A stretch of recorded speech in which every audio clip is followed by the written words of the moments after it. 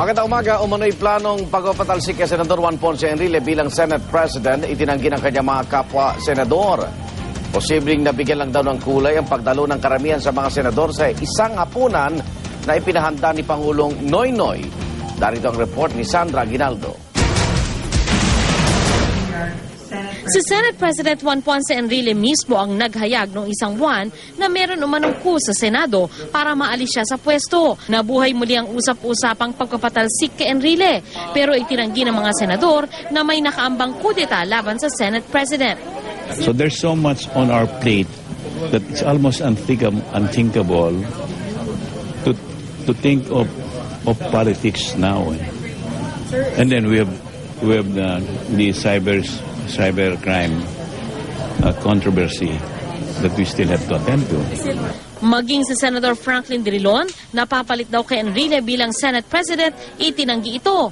Sa katunayan, nasa Malacanang ang karamihan ng mga senador kasama si Enrile para sa salo-salong inihanda ni Pangulong Noynoy Aquino.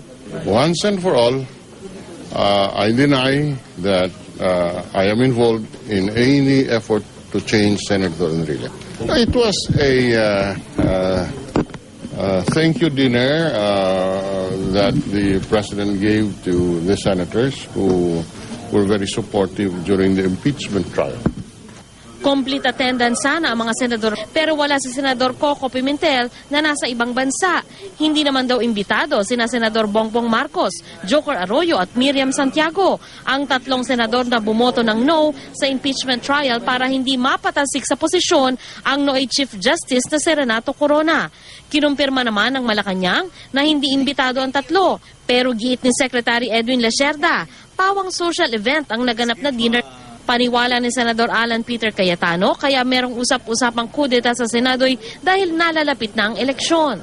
Magkaalyado kasi sa 2013 elections ang Nationalista Party na kinabibilangan ni Cayetano at 4 pang senador at LDP ni Angara. Bukod pa ito sa 4 na senador ng Liberal Party at ilang senador na bagaman hindi kapartido, kaalyado naman ang Pangulo. 13 senador lang ang kailangan para mapalitan ang liderato ng Senado at may paniwalang kung gugustuhin, kaya ng administrasyong makuha ang numerong ito. So question, is there a plot? Not right now. Can we guarantee that there will be no leadership change?